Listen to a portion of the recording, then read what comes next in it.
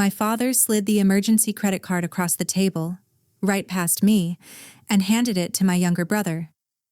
"Someone responsible should handle this," he said. Then he looked at me, and the entire restaurant seemed to go quiet.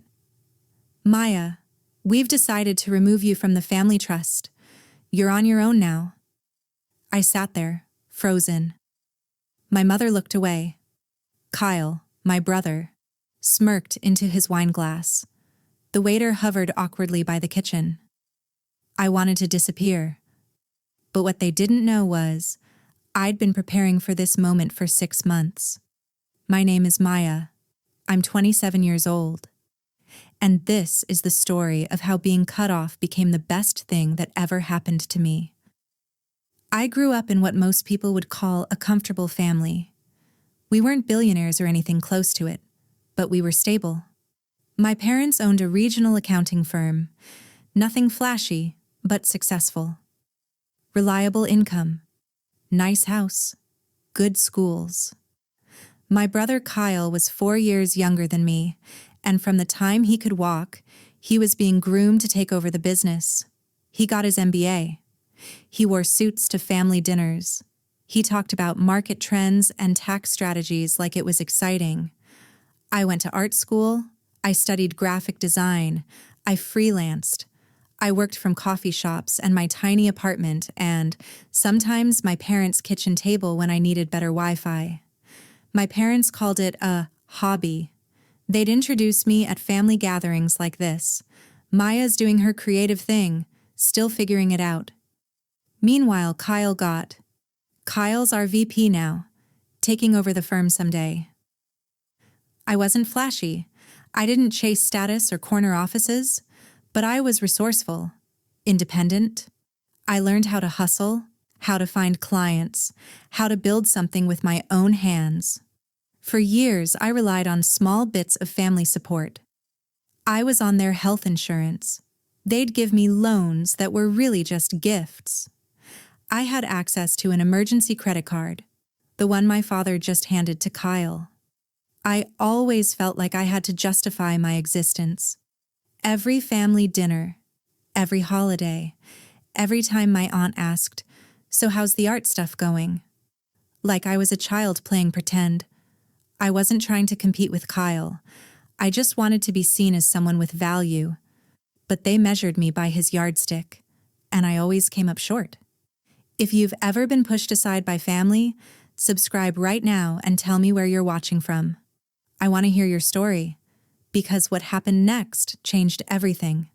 2 weeks before that restaurant humiliation, my parents called a family meeting. I showed up at their house on a Sunday afternoon. Kyle was already there, sitting in the living room like he owned the place. My mom was pouring coffee. My dad had paperwork spread across the dining table. "Thanks for coming, Maya," my dad said. "We wanted to talk to you both about some updates we're making." I sat down. My stomach was already tight. "We're updating the family trust and estate plan," he continued. "Kyle, you're being positioned as primary beneficiary and successor to the business." Kyle nodded like this was expected. It probably was. Then my dad looked at me.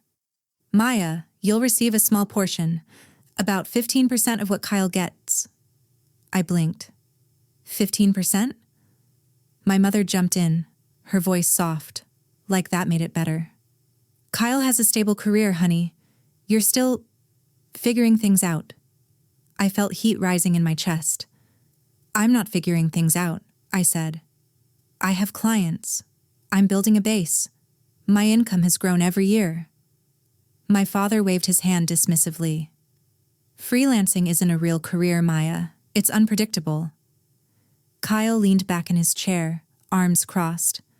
"Maybe when you get a real job, we can revisit this." I wanted to scream, but I stayed quiet. Then my dad dropped the bigger bomb.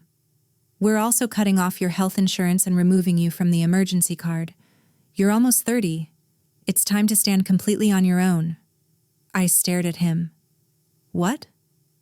"It's effective in 30 days, he said, like he was talking about a business contract. "We're trying to help you grow up. You've been coasting. Coasting. That word hit me like a slap. I'd been working 60-hour weeks, hunting for clients, building portfolios, learning software, taking courses, and they thought I was coasting. Why now? I asked. My voice sounded small. My mother sighed. We think this will motivate you, sweetheart. A little tough love. I looked at Kyle. He wasn't even pretending to care. He was scrolling through his phone. I stood up, grabbed my bag, walked out without another word. That night, I got a text from him. Don't take it personally. They just don't see you as someone who can handle real money.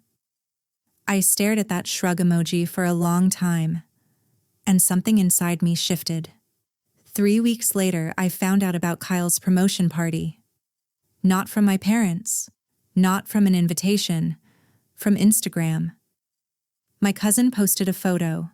My whole family at some upscale steakhouse, champagne glasses raised, Kyle at the center grinning like he'd won the lottery.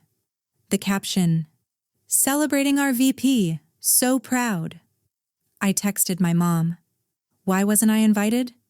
She replied an hour later.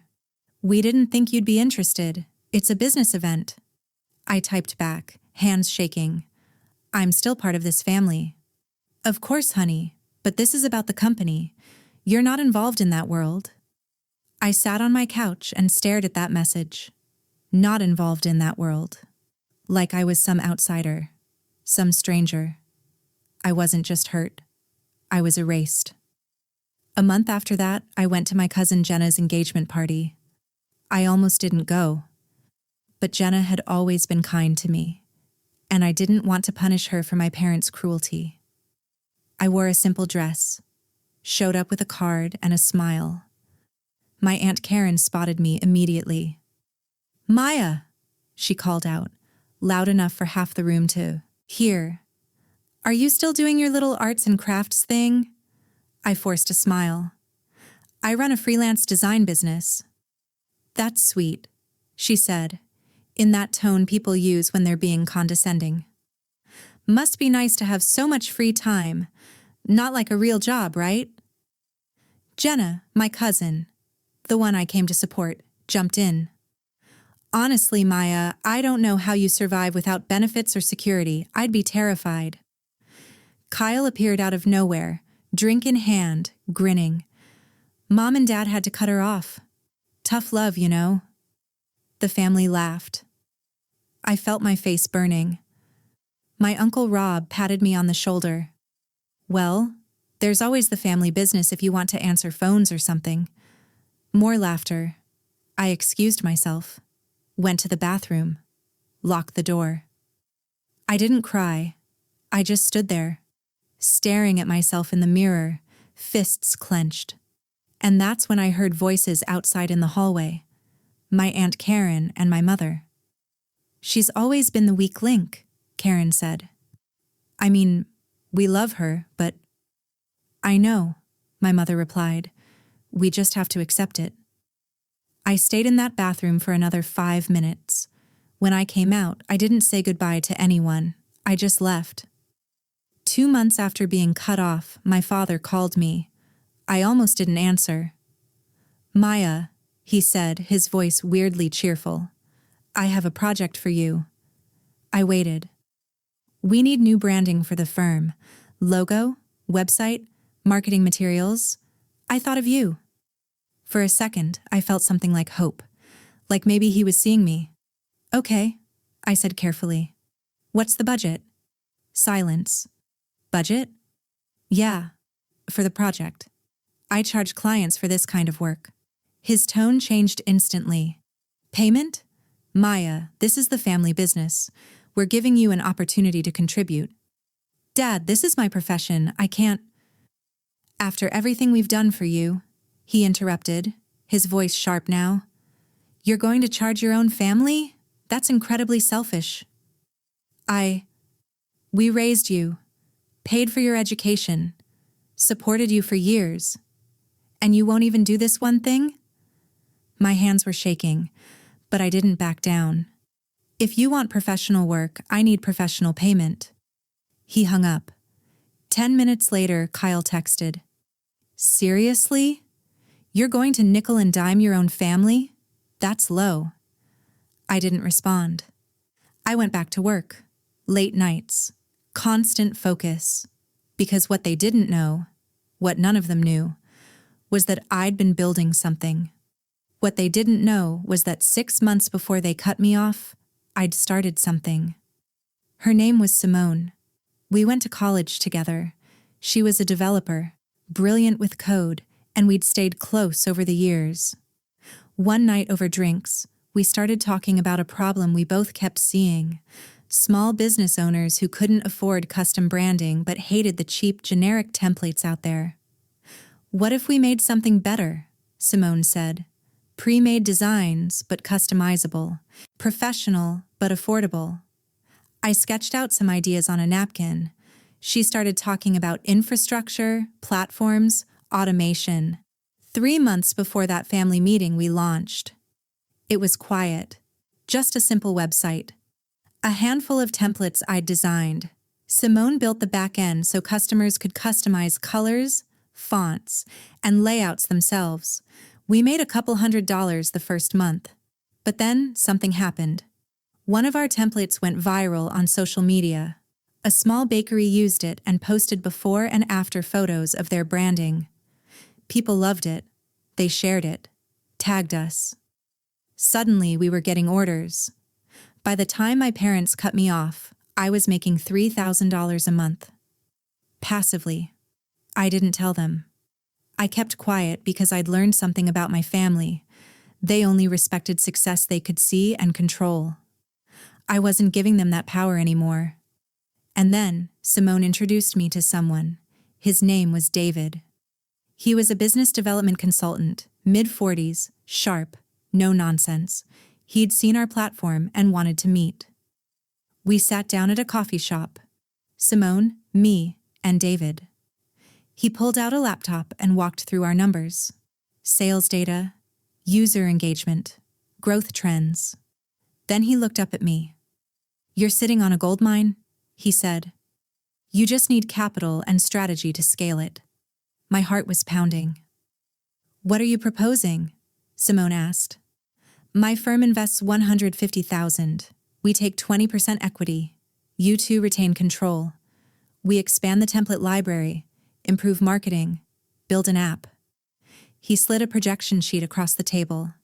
"If you execute correctly, you're looking at a $5 million valuation within 18 months. I couldn't breathe. $5 million? Conservative estimate, he said. Simone grabbed my hand under the table. "Are we ready for this?" David smiled. "You already proved the concept. Now we make it a real business." I signed the deal 2 days later. For the next 3 months, I disappeared into work. Building. Refining. Marketing. Simone and I worked around the clock. Our platform got featured in an online business publication. Sales jumped to $15,000 a month. Then 30. I still didn't tell my family. Meanwhile, Kyle started dating someone from a wealthy family. My parents became even more obsessed with status. My name barely came up at gatherings anymore. My cousin Jenna, the only one who stayed kind, told me my parents were planning to write me out of the will entirely. They said they need to protect the assets for people who will use them responsibly. She whispered over the phone. I thanked her for telling me, and I kept building. Then my father called again. "Maya, let's have lunch." I was curious, so I agreed. We met at the same restaurant where he'd humiliated me months before. He was smiling, friendly. It felt wrong. We ordered, made small talk. Then he slid a folder across the table. "I wanted to give you this," he said. I opened it. It was a job offer. Administrative associate. $45,000 a year. Bottom-tier benefits. "We think it's time you got serious about your future," he said. "This is a real opportunity, Maya. Stable income, benefits, a future." I looked at the offer. It was insulting, condescending. So far below my actual worth, I almost laughed. I took a breath. Dad, I appreciate the offer, but I'm going to decline. His smile faded. Decline? Maya, you can't afford to decline. You have no safety net. Actually, I said, I have something better than a safety net. I have a business. He laughed. Actually laughed. Your freelance hobby? That's not… No. I interrupted him. A real business, with investors, projections, and a $5 million valuation. He stopped laughing. What are you talking about? I pulled out my laptop, opened it, showed him the platform, the investment documents, the sales data. His face changed as he read. Confusion, then shock. You built this? Simone and I built it, and we just closed a major investment round. We're scaling nationally. He stared at the screen, then at me. Why didn't you tell us? I closed the laptop. Because you never believed in me. You called my work a hobby. You cut me off to teach me a lesson. So I learned it. But not the one you intended. He was quiet for a long time. Then he said, I want to call a family meeting. I almost said no, but something in me wanted them to see it. Fine, I said. This weekend. That Saturday, I walked into my parents' house with Simone and a printed overview of everything we'd built. My whole family was there. My parents, Kyle, Aunt Karen, Uncle Rob. Kyle was smirking before I even sat down. So Maya has a big announcement, he said. I didn't smile. I just opened the folder and started talking. I showed them the platform, the user numbers, the revenue growth, the investment details. The room went silent. My mother spoke first, her voice barely a whisper. You're making… how much? Personally? About $12,000 a month right now, projected to be significantly more within a year. Kyle's smirk disappeared. That's more than I make. My Aunt Karen looked like she'd been slapped. I thought you were struggling. You thought I was failing, I said, because you measured me by your standards. I was building something you couldn't see. My father tried to recover. He cleared his throat. Well, this is wonderful, Maya. We always knew you had potential. I cut him off. No, you didn't. You told me I was coasting, that I needed to grow up, that I couldn't handle real money. My mother reached for my hand. We were trying to motivate you. I pulled my hand back. You were trying to control me, and when I didn't fit your plan, you erased me. Kyle stood up, defensive now. We're still family, Maya. Don't be dramatic. I looked at him, really looked at him. Family doesn't humiliate each other in public. Family doesn't exploit each other's skills for free. Family doesn't cut people off to prove a point. My father's voice was tight. So what now? You're just going to walk away from us? I'm going to build my business. I'm going to succeed. And I'm going to do it without waiting for your approval. Uncle Rob shook his head. You're being prideful. No, I said. I'm being independent. There's a difference. I stood. Simone stood with me. My mother's voice was quiet. Maya, please don't leave like this. I paused at the door. You already pushed me out. I'm just choosing not to crawl back. 6 months later, our platform hit a $5.2 million valuation. We were featured in a major business magazine, Young Female Entrepreneurs Disrupting the Design Industry. Simone and I opened a small office, hired 2 employees, started planning version 2 of the app. My income didn't just match Kyle's, it blew past it. I bought my own health insurance, my own car, rented a beautiful apartment with huge windows and a workspace that was completely mine. And you know what? Financial independence felt better than any family approval ever did. My mother started texting, invitations to dinner. We miss you, Kyle commented on my Instagram. Proud of you, sis. I responded politely, but distantly. I wasn't cruel, I wasn't petty. I just wasn't available for their validation cycles anymore. Jenna met me for coffee one afternoon. They talk about you all the time now, she said. Your dad shows people the magazine article. I stirred my latte. That's nice, I guess. Are you ever going to forgive them? I thought about it. Maybe, I said, but I'll never need them again, and that's the difference. For once, their silence didn't hurt me. It freed me. I'd spent so many years seeking approval from people who never understood my value. Being cut off was the greatest gift they accidentally gave me. I built something entirely my own, on my own terms. The $5 million wasn't just money. It was proof that I never needed their path to succeed. If you've ever had to prove yourself to people who doubted you, this story is for you. Maybe your family cut you off. Maybe they dismissed your dreams. Maybe they made you feel small. But here's what I learned. Their limits aren't yours. I turned being cut off into a $5 million opportunity because I stopped waiting for permission to succeed. If this resonated with you, hit that subscribe button right now. Drop a comment and tell me where you're watching from. I read every single one. And if you've got your own story about turning rejection into success, share it below. Your story matters. Thanks for listening. I'll see you in the next one.